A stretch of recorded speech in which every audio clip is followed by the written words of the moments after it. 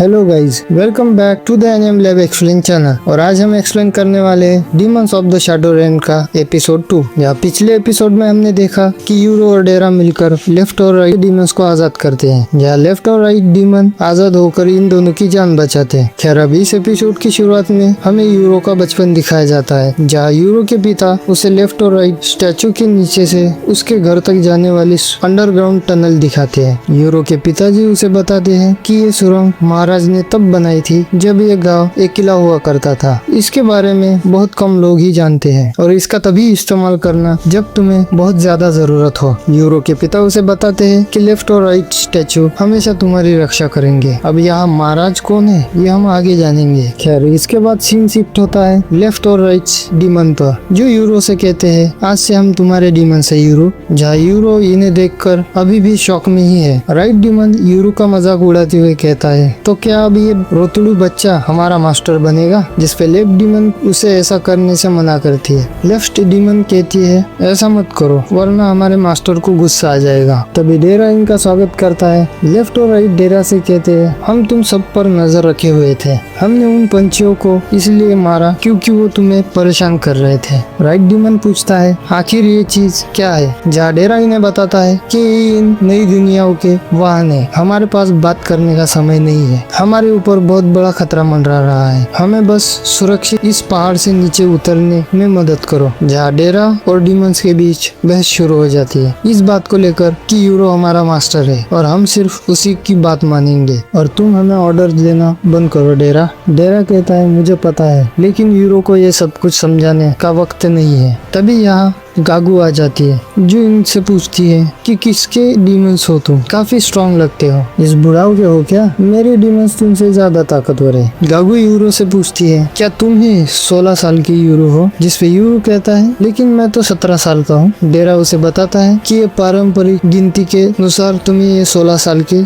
समझती है। गागू कहती है तो तुम ही हो आशा के भाई। जो सुनकर यूरो को गुस्सा आ जाता है और वो गागू से कहता है क्या तुम ही नहीं सारे गाँव वालों को मार दिया? गागू कहती है बिल्कुल सही। तभी राइट डीमन कहता है मास्टर यूरो बस हमें आदेश दीजिए और आपका काम हो जाएगा। लेकिन यूरो कहता है तुम दोनों गांव के रक्षक हो, इसीलिए मैं आपको कोई भी आदेश नहीं दूंगा, लेकिन आप बस मेरी 2 विशेष पूरी कीजिए। इस गांव में अभी भी कुछ लोग जिंदा बचे हैं, उन्हें किसी सुरक्षित जगह ले जाए और इसे कोई हाथ नहीं लगाएगा। इससे मैं देखता हूँ, यानी गागू को। तभी डीमन राइट हंसते हुए कहता है कितने किस्मत वाले हैं हम। हमारा नया मास्टर हमारे काम में बिल्कुल दखल नहीं देगा। हम समझ गए। सीन फिर से शिफ्ट होता है यूरो की बहन आशा पर, जो उस बुढ़िया को उठा के फेंक देती है जिसका नाम यामा है। आशा कहती है दादी आपने जो किया है उसके लिए हम आपको कभी माफ नहीं करेंगे। इसकी सजा आपको जरूर मिलेगी। अभी इस बुढ़िया ने क्या किया है ये तो हमें आगे पता चलेगा। खैर, इतना कहकर आशा वहाँ से निकल जाती है। आगे उसे दानजी और उसकी मदर दिखती है, लेकिन आशा उन दोनों को बिना नुकसान पहुँचाए वहाँ से चली जाती है। इधर राइट तेजी से गागू की तरफ भागता है, लेकिन गागू का डीमन बीच में आ जाता है। डीमन राइट उसके ऊपर से छलांग लगाकर गांव में जिंदा बचे लोगों को बचाने चला जाता है और डीमन लेफ्ट एक किक में गागू के डीमन को दूर फेंक देती है। तभी यूरो भी अपने एरो से गागू का पैर घायल कर देता है और जैसे ही वो दूसरा एरो मारता है गागू का डीमन उसे उठाकर भाग जाता है। तभी यूरो और लेफ्ट डीमन उसका पीछा करते हैं। डेरा अपना लॉकेट उठाता है और उनके साथ चला जाता है। इधर राइट डीमन उसी बच्ची को देखता है जिसकी माँ की गर्दन गागू के डीमन ने काट दी थी, जिसे देखकर वो बच्ची डरकर बेहोश हो जाती है। राइट डीमन सभी बच्चों को उठाकर एक सेफ जगह रख देता है। तभी वहाँ से आशा भागते हुए आती है और डीमन राइट पर अचानक हमला करती है। फिर डीमन राइट भी उस पर एक जबरदस्त अटैक करता है। डीमन राइट आशा से कहता है अगर तुम चाहो तो मैं तुम्हारे साथ लड़ सकता हूँ, लेकिन मेरी मास्टर ने मुझे मना किया। इतना सुनकर आशा वहाँ से भाग जाती है। तभी डीमन राइट को कुछ मेल आती है। इधर गागू का डीमन एक दरवाजे पर अपना मुंह बंद करके गागू को बचा रहा होता है, लेकिन डीमन लेफ्ट अपने दोनों हाथों से उसका मुंह खोल देती है और तभी यूरो दूसरे एरो से गागू का हाथ घायल कर देता है। तभी आशा भी यहाँ आ जाती है और अपनी पावर से उस पूरी दीवार को तोड़ देती है। यहाँ यूरो आशा और गागू पर अचानक अपना एरो तान कर उससे पूछता है कि तुम हो कौन। आशा कहती है मैं तुम्हारी बहन आशा हूँ। यूरो कहता है तुम झूठ बोल रही हो, मेरी बहन इतनी बड़ी नहीं है और वो इस तरह घूरती भी नहीं। तभी डीमन राइट यहाँ आ जाता है और यूरो को बताता है कि तुम दोनों भाई बहन हो।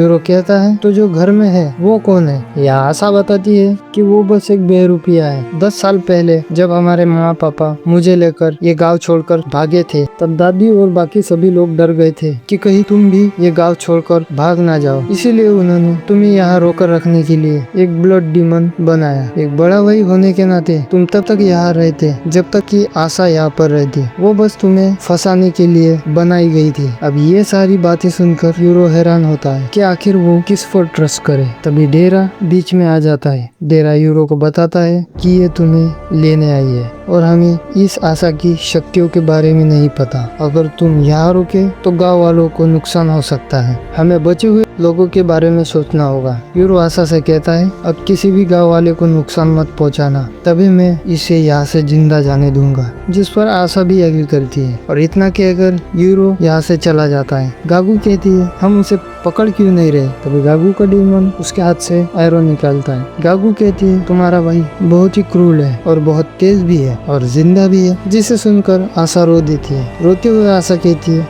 मेरा भाई जिंदा है।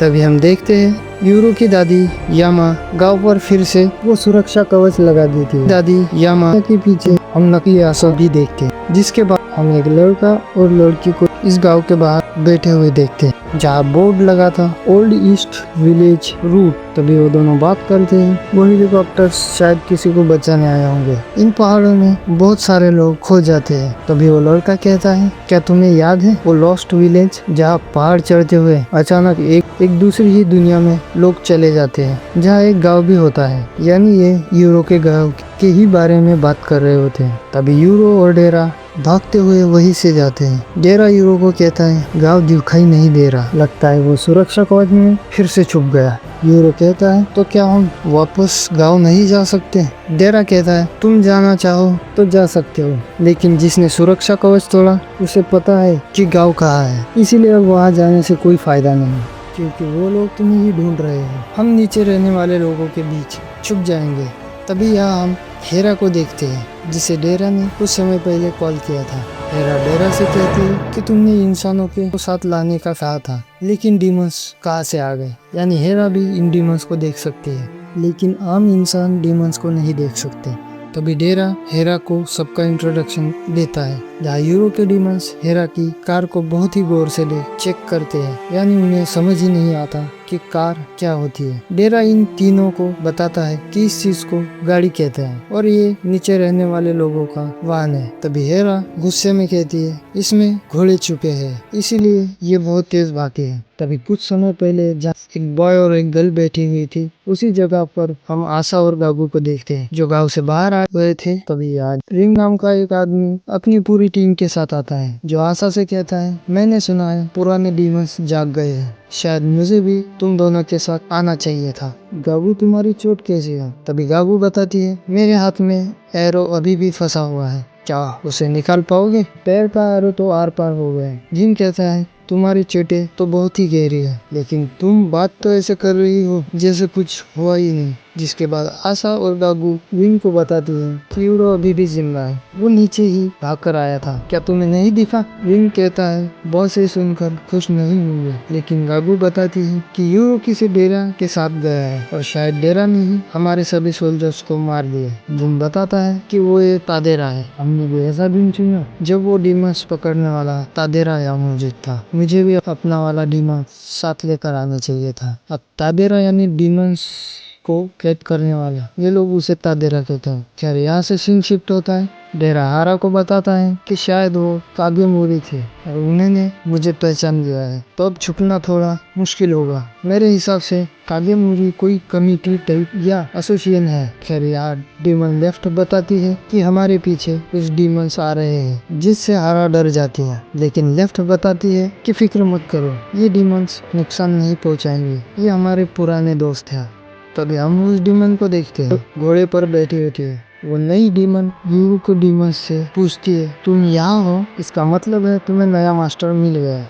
जिस पे लेफ्ट और राइट डीमन बताती है कि हम 400 साल बाद पहाड़ उतर रहे हैं और ये बच्चा हमारा नया मास्टर है। वो रात और दिन को अलग करने वाले जुड़वा बच्चों में से है। जो सुनकर नई डीमन कहती है फिर तो ये आसान नहीं है, तो अब तुम क्या करोगे? राइट डीमन कहता है फिलहाल किसी भीड़ भाड़ वाले इलाके में छुपने का इरादा। नई डीमन कहती है ठीक है, वापस आकर मुझे सब कुछ बताना और आराम से जाना। तभी वो वहाँ से चली जाती है। डेरा और हारा उस डीमन को पहली बार देखकर बहुत एक्साइट हो जाते हैं, लेकिन यूरो कहता है वो दोनों कौन थे, जिसपे डेरा बताता है कि वो एक ओशिरा थी, रामदेव से बिल्कुल अलग एक असली देवी थी। जो खुश हो रहे होते हैं इस बात पर कि उन्होंने इस जन्म में ओशिरा के दर्शन कर लिए। जिसपे लेफ्ट राइट वुमेन बात करते हैं कि हमारे गांव में भी लोग हमें देवता मानते हैं, लेकिन हमारे साथ ऐसा बर्ताव क्यों? यूरो कहता है तो दुनिया में कई सारे डीमंस हैं, है ना? हेरा कहती है हाँ, और हम उन्हें अलग अलग कैटेगरी में